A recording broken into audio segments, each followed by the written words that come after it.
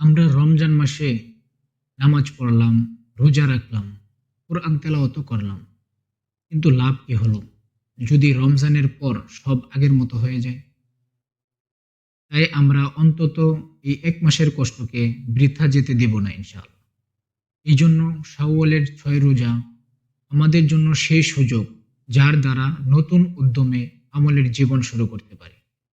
আজকে কোরআন ও সহিহ হাদিসের আলোকে সেটাই আলোকপাত করব ইনশাআল্লাহ তাআলা।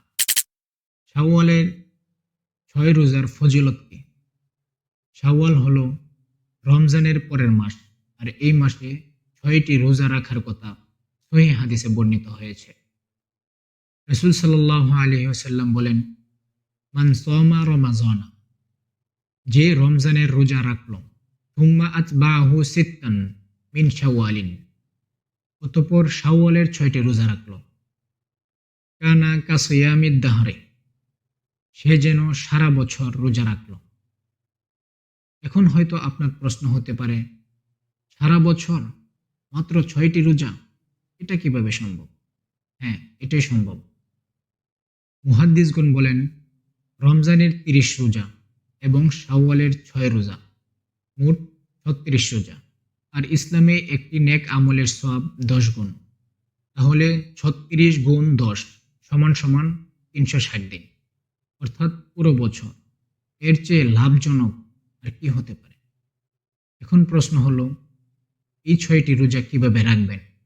একসাথে নাকি আলাদা আলাদা? আলেমদের মতে দুটোই জায়েজ, কিন্তু কিছু বিষয় খেয়াল রাখতে হবে। প্রথমত, ঈদের দিন রোজা রাখা হারাম, তাই ঈদের পরের দিন থেকে শুরু করতে পারেন। দ্বিতীয়ত, শাওয়াল মাসের যে কোনো দিন রোজা রাখা যাবে, একসাথে অথবা আলাদা আলাদা, যেটা সহজ মনে হয়। তৃতীয়ত, শাওয়াল মাস শেষ হওয়ার আগেই রাখতে হবে, পরে আর সুযোগ নেই। প্রিয় শ্রোতা মণ্ডলী, রমজান চলে গেছে, আল্লাহ কিন্তু যাননি। এখনো তওবার দরজা খোলা আছে। শাওয়ালের ৬ রোজার সুযোগও আছে। অতএব সুযোগটাকে কাজে লাগান।